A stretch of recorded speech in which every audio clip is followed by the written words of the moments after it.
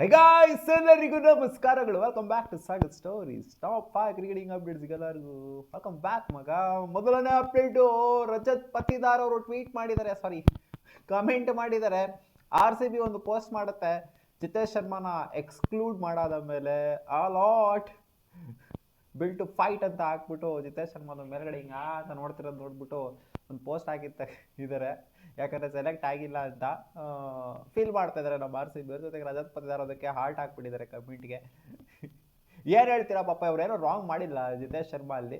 But combination ಅಂತ ಬಂದಾಗ ನಮಗೆ ಓಪನಿಂಗ್ ವಿಕೆಟ್ ಕೀಪರ್ ಬ್ಯಾಟರ್ ಅವಶ್ಯಕತೆ ಇದೆ ಅಂತ ಅವರು ತಗೊಂಡಿದ್ದು. ಶುಭ್ಮನ್ ಗಿಲ್ ಡ್ರಾಪ್ ಮಾಡಿದ್ದಾರೆ, ಈ ಕಡೆಯಿಂದ ಜಿತೇಶ್ ಶರ್ಮಾನು ಕೂಡ ಡ್ರಾಪ್ ಮಾಡಿದ್ದಾರೆ. ಸೊ ಓಪನಿಂಗ್ ವಿಕೆಟ್ ಕೀಪರ್ ಬ್ಯಾಟರ್ನ ಅವಶ್ಯಕತೆ ಇದೆ ಅಂತ ಇವಾಗ ಜಿತೇಶ್ ಶರ್ಮಾ ಹೇಳಿದ್ರೆ, ಗುರು ನಾನು ಓಪನ್ ಮಾಡ್ತೀನಿ ಗುರು ಅಂತ ಹೇಳ್ತಾ ಜಿತೇಶ್ ಶರ್ಮಾ. ಬಟ್ ಇದೇನೋ ಸ್ಮಾರ್ಟ್ ಆಗಿ ಸ್ವಲ್ಪ ಪ್ರೂವ್ ಮಾಡಿದ್ರು ಅನ್ನೋ ಮಾತ್ರಕ್ಕೆ ಸೆಲೆಕ್ಟ್ ಮಾಡ್ಬಿಟ್ಟಿದ್ದಾರೆ. ಬಿಡಿ, ಎಲ್ಲಾರ್ಗು ಆಪರ್ಚುನಿಟಿ ಅಂತ ಕೊಡೋಕ್ಕಾಗಲ್ಲ. 15 ಎಲ್ಲಾರನ್ನೂ ಸ್ಯಾಟಿಸ್ಫೈ ಮಾಡೋದಕ್ಕಂತೂ ಆಗೋದಿಲ್ಲ 15 ಅಂತ ಬಂದಾಗ. ಸೊ ಇವ್ರಿಗೆ ಹೌದು ಆಸೆ ತೋರಿಸಿದ್ರು, ಜಿತೇಶ್ ಶರ್ಮಾಗೆ ಆಸೆ ತೋರಿಸಿದ್ರು. ಖಂಡಿತ ಇಲ್ಲಿವರೆಗೂ ಕೂಡ ಟೀಮಲ್ಲಿ ಇಟ್ಕೊಂಡು ಇವಾಗ ಬಿಟ್ಬಿಡೋದು ಒಂಥರ ತಪ್ಪಾಗುತ್ತೆ. ಬಟ್ ಆದ್ರೂ ಇಶಾನ್ ಕಿಶಾನ್ಗೆ ಆಪರ್ಚುನಿಟಿ ಸಿಗ್ತಲ್ಲ, ಅದು ಅವ್ರಿಗೆ ಖುಷಿ ಆಗಿರುತ್ತೆ. ಸೊ ಒಂದು ಕಣ್ಣಿಗೆ ಬೆಣ್ಣೆ ಆಯಿತು, ಇನ್ನೊಂದು ಕಣ್ಣಿಗೆ ಸುಣ್ಣ ಅಂತೂ ಆಗಲೇಬೇಕು. ಯಾಕಂದ್ರೆ ಅಲ್ಲಿರೋದು 15 ಮೆಂಬರ್ಸ್ ಮಾತ್ರ. ಏನಾದ್ರು ಒಂದು 20 ಜನ ಇತ್ತು ಅಂದ್ರೆ ಪ್ರಾಬ್ಲಿ ಚಾನ್ಸಸ್ ಕೊಡ್ತಾ ಇದ್ರೇನು. Update number 2, Vijay Hazare trophy related update. Ruturaj Gaikwad to captain Maharashtra. ಇನ್ನು ವಿಜಯ್ ಹಜಾರೆ ಟ್ರೋಫಿ ಅಂತ ಅಪ್ಡೇಟ್ ಬರ್ತಾ ಇದೆ. ಇನ್ನೇನ್ ಗರು, ಕ್ಯಾಪ್ಟನ್ಸಿ ಕೊಡ್ಲೇಬೇಕು. CSK ಬೇರೆ ಕ್ಯಾಪ್ಟನ್ಸಿನ ನಿಭಾಯಿಸ್ತಾ ಇದ್ದಾರೆ. ಇವ್ರಿಗೆ ಕ್ಯಾಪ್ಟನ್ಸಿ ಕೊಡಲಿಲ್ಲ ಅಂತ ಹೆಂಗೆ? ಹೌದು, ಕ್ಯಾಪ್ಟನ್ಸಿ ಪರವಾಗಿಲ್ಲ, ಡಿಸೆಂಟ್ ಆಗಿ ನಾವು ಮಾಡಿದೆ ಈ ಹಿಂದೆ ಮಹಾರಾಷ್ಟ್ರ ಟೀಮು. ಸೊ ನೋಡೋಣ, ಈ ಕಡೆಯಿಂದ ಎಕ್ಸ್ಕ್ಲೂಡ್ ಬೇರೆ ಆಗಿದ್ದಾರೆ. ಇವ್ರನ್ನ ಏನ್ ಗರು ಎಕ್ಸ್ಕ್ಲೂಡ್ ಅಂತ ಹೇಳ್ತೀಯ ನೀನು? ಇವರಲ್ಲಿ ಇನ್ಕ್ಲೂಡ್ ಆಗಿದ್ರು ಫಸ್ಟ್ ಆಫ್ ಆಲ್ ಟೀಮಿಂದ. ಋತುರಾಜ್ ಗಾಯಕ್ವಾಡ್ ODIs ಸ್ವಲ್ಪ ಇನ್ಕ್ಲೂಡ್ ಆಗಿದ್ರು, ODIs ಸ್ವಲ್ಪ ಪ್ರೂವ್ ಮಾಡಿದ್ದಾರೆ. T20s ಇವ್ರು ಯಾವಾಗಲೂ ಎಕ್ಸ್ಕ್ಲೂಡ್ ಆಗಿ ಹೋಗ್ಬಿಟ್ಟಿದ್ದಾರೆ. ನೋಡೋಣ ಇಂಟರ್ನ್ಯಾಷನಲ್ ಸರ್ಕ್ಯೂಟಲ್ಲಿ T20sಗೆ ಯಾವಾಗ ಇವ್ರು ಮತ್ತೆ ಜಾಯ್ನ್ ಆಗ್ತಾರೆ ಅಂತ. ಅಪ್ಡೇಟ್ ನಂಬರ್ 3, ಬೆನ್ ಸ್ಟೋಕ್ಸ್ ಒಂದು ಸ್ಟೇಟ್ಮೆಂಟ್ ಕೊಟ್ಟಿದ್ದಾರೆ. ನಾವು ಏನು ಡ್ರೀಮ್ ಇಟ್ಕೊಂಡು ಬಂದಿದ್ವೋ ಇಲ್ಲಿ ಆಶಸ್ ಆಡೋದಕ್ಕೆ ಅಂತ, ಆ ಡ್ರೀಮು ಮುಗಿದೋಗಿದೆ, ಕತೆ ಮುಗಿದೋಗ್ಬಿಟ್ಟಿದೆ, ಚಾಪ್ಟರ್ ಕ್ಲೋಸ್ ಆಗೋಗ್ಬಿಟ್ಟಿದೆ ಅಂತ ಓಪನ್ ಸ್ಟೇಟ್ಮೆಂಟ್ ಕೊಟ್ಟಿದ್ದಾರೆ. ಇನ್ನೇನು ಕತೆ ಕ್ಲೋಸ್ ಆಗ್ದಂಗೆ, ಇನ್ನೇನು 3 ಮ್ಯಾಚ್ ಸೋತಾದ್ಮೇಲೆ ಇನ್ನೇನು ಕ್ಲೋಸ್ ಆಗ್ದಂಗೆ ಇನ್ನೇನು ಓಪನ್ ಆಗುತ್ತೆ ಅಲ್ಲಿ. ಅವ್ರನ್ನ ಕಡೆದು ಆಶಸ್ನಾಗ ಗೆಲ್ತೀವಿ ಅಂತ ಅನ್ಕೊಂಡ್ಬಂದಿದ್ರು ಕಾನ್ಫಿಡೆನ್ಸಲ್ಲಿ. ಇವ್ರು ಈ ಥರ ಅಜೀಬಾಗಿ ಎಲ್ಲ ಮ್ಯಾಚ್ನ ಸೋಲ್ತಾರೆ ಅಂತಂದರೆ ಖಂಡಿತ ಯೋಚನೆ ಮಾಡಲೇಬೇಕಾಗಿರೋ ತಲೆ ತಗ್ಸಿದ್ದಾರೆ ಅಷ್ಟೇ ಬೆನ್ ಸ್ಟೋಕ್ಸ್ ಪಡೆ. ಅಪ್ಡೇಟ್ ನಂಬರ್ 4, ರವಿ ಅಶ್ವಿನ್ ಅವರು ಒಂದು ಟ್ವೀಟ್ನ ಮಾಡಿದ್ದಾರೆ. ಡೆವಾನ್ ಕಾನ್ವೆ ರಿಲೇಟೆಡ್ ಏನೋ ಸ್ವಲ್ಪ ಕುಚ್ಚಿಕು ಅಂತ ಕಾಣಿಸೋದಕ್ಕೋಸ್ಕರ ಟ್ವೀಟ್ ಮಾಡಿದ್ದಾರೆ. ಡೆವಾನ್ ಕಾನ್ವೆ ಅವರು ಅನ್ಸೋಲ್ಡ್ ಆಗ್ತಾ ಇದ್ದಂಗೆ ಡಬಲ್ ಸೆಂಚುರಿ ಇಳಿಸ್ತಾರೆ ವೆಸ್ಟ್ ಇಂಡೀಸ್ ಅಗೇನ್ಸ್ಟು ಟೆಸ್ಟ್ ಮ್ಯಾಚಲ್ಲಿ.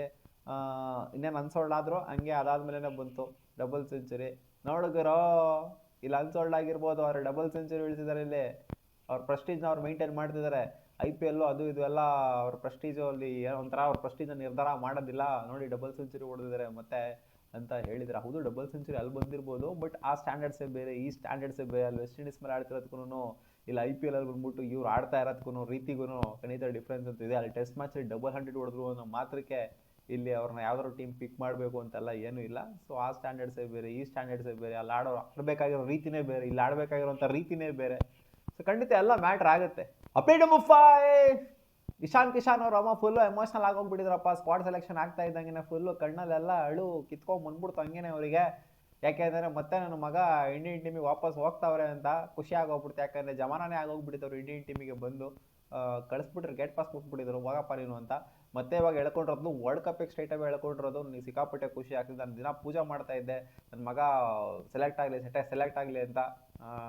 ಸೆಲೆಕ್ಷನ್ಗಿಂತ ಮುಂಚೆನೂ ಕೂಡ ಪೂಜೆ ಮಾಡ್ಕೊಂಡು ಕೂತ್ಕೊಂಡ್ಬಿಟ್ಟಿದ್ದೆ ನಾನು. ಸೊ ಸೆಲೆಕ್ಷನ್ ಆಗಿದೆ ಹಂಗಂದ್ರೆ ಸಿಕ್ಕಾಪಟ್ಟೆ ಖುಷಿ ಆಯಿತು ಅಂತ ಧಾರಾಕಾರವಾಗಿ ಹತ್ಬಿಟ್ಟವ್ರೆ ಹಿಂಗೇನೇ. ಸೊ ಅದೇ ಹೇಳ್ದನಲ್ಲ, ಒಂದು ಕಣ್ಣಿಗೆ ಬೆಣ್ಣೆ ಬರುತ್ತೆ, ಒಂದು ಕಣ್ಣಿಗೆ ಸುಣ್ಣ ಬರುತ್ತೆ. ಇವಾಗ ಜಿತೇಶ್ ಶರ್ಮಾ ಅವ್ರ ಅಮ್ಮಂಗೆ ಬೇಜಾರಾಗಿರುತ್ತೆ. ಏನು ಗುರು ಇದು ಹಿಂಗೆ ಸೆಲೆಕ್ಟ್ ಮಾಡಿಲ್ವಲ್ಲ ನನ್ನ ಮಗುನ ಇಷ್ಟು ದಿನ ಇಟ್ಕೊಂಡ್ಬಿಟ್ಟು ಅಂತ ಅನ್ಸುತ್ತೆ. ಅಕ್ಸೆಪ್ಟ್ ಮಾಡ್ಬೇಕಷ್ಟೇ. ಮತ್ತೆ ಸಿಗೋಣ ಮುಂದಿನ ಒಳ್ಳೆದಿಲ್ಲ ಗಾಯ್ಸ್. ಇದಿಷ್ಟು ಆಗಿರೋ ಕ್ರಿಕೆಟಿಂಗ್ ಅಪ್ಡೇಟ್ಸ್. ನಿಮ್ಗೆ ವಿಡಿಯೋ ಸ್ವಲ್ಪ ಇಷ್ಟ ಆಗಿದೆ ಲೈಕ್ ಮಾಡಿ.